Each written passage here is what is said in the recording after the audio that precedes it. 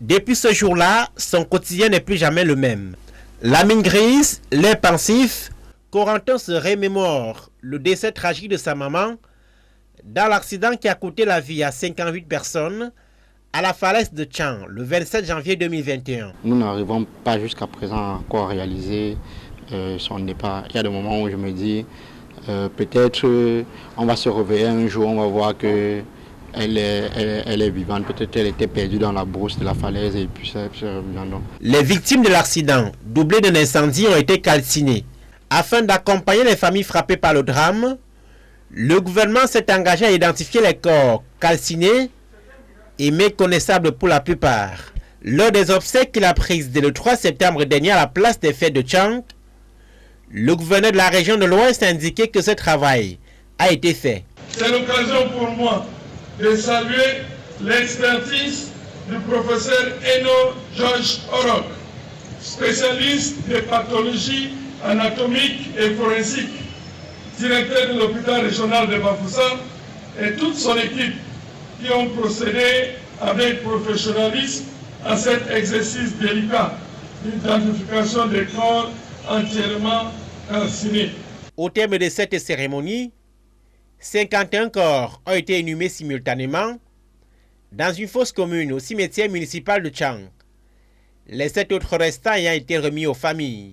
Il s'agit, d'après les autorités, des seules dépouilles moins calcinées ayant pu être identifiées par les proches à vue d'œil, comme l'indique cette correspondance du ministre de la Santé publique adressée à la présidente de la Société camerounaise de médecine légale et agissant à la demande du Premier ministre.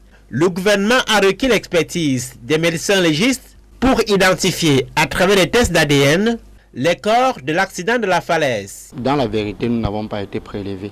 S'il fallait même que quelqu'un soit prélevé, c'est moi qu'on devait contacter puisque c'est moi qui avais le contact de la préfecture. Et mes autres frères ne m'ont pas dit qu'ils ont été prélevés. Non, ils ne l'ont pas été. Ils n'ont pas été. Donc nous aurons bien voulu que cela soit fait, mais malheureusement ça n'a pas été fait.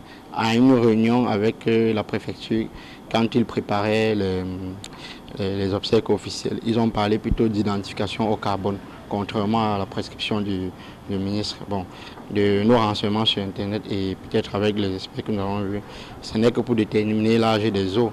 La Société camerounaise de médecine légale conteste également la qualité de l'expertise ainsi que la fiabilité de l'identification dont parlent les autorités de l'Ouest. Quand on fait l'identification d'un corps, il y a des prélèvements à faire.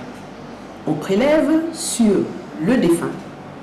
On prélève sur ce qu'on appelle la parenté, c'est-à-dire que la mère, la personne proche du défunt. Tout est conditionné, c'est-à-dire que ça nécessite un conditionnement spécial et c'est acheminé dans un laboratoire de génie génétique particulier qui a habilité à faire ce type de test. Quand l'analyse est faite, ce laboratoire vous renvoie les résultats. Il y a un rapport qui est établi. Equinox Télévision a pu échanger en off avec d'autres familles qui confient n'avoir pas été prélevées. Alors qu'il était prévu une remise des dépouilles à leurs proches, c'est au cimetière municipal de Tchang que l'inhumation collective a eu lieu face à la méfiance des ayants droit confus. L'exhumation est possible. L'exhumation est possible. L'analyse des tests, l'analyse d'ADN est faisable, corps par corps, pour que chaque corps soit remis à chaque famille et inhumé avec dignité, comme on le fait dans la région où des corps ont été brûlés. Le gouvernement n'ayant pas dessaisi les médecins légistes de la mission d'identification, l'équipe des experts dit continuer les travaux préparatoires à l'identification des corps. En référence aux pratiques comme le culte des crânes, des voix s'élèvent pour dénoncer les violations des articles 8 et 17 de la Charte africaine des droits de l'homme sur l'exercice libre de la religion du fait de la privation des familles des restes de leurs proches et le manquement à l'article 18 du Pacte international des droits civils et politiques au sujet de la liberté de manifester sa religion ou sa conviction par le culte et l'accomplissement des rites des textes internationaux auxquels l'État camerounais est parti.